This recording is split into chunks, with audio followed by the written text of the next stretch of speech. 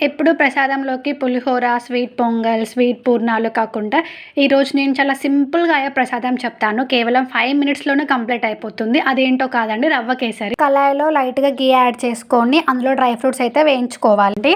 Next అదే కళాయిలోకి బొంబాయి రవ్వ తీసుకొని దాన్ని బాగా ఫ్రై చేసుకోండి. నేను ఇక్కడ ఒక గ్లాస్ బొంబాయి రవ్వ తీసుకున్నాను.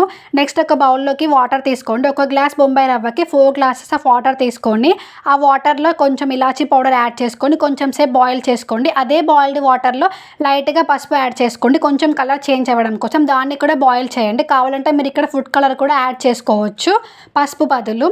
నెక్స్ట్ ఆ బాయిల్డ్ వాటర్‌లో మనం ఫస్టే ఫ్రై చేసి పెట్టుకున్న ఉప్మా రవ్వని వేసుకొని ఉండలు లేకుండా కలుపుకోవాలి. ఒక 5 మినిట్స్ దాన్ని కుక్ చేసుకున్నాక మనం షుగర్ యాడ్ చేసుకోవాలి. 1 గ్లాస్ ఆఫ్ ఉప్మా రవ్వకి 1 గ్లాస్ ఆఫ్ షుగర్ తీసుకొని దాన్ని కూడా బాగా కలుపుకొని ఇంకో 5 మినిట్స్ కుక్ చేసుకోండి. లాస్ట్‌లో డ్రై ఫ్రూట్స్ యాడ్ చేసుకుంటే సింపుల్ రవ్వ కేసరి రెడీ.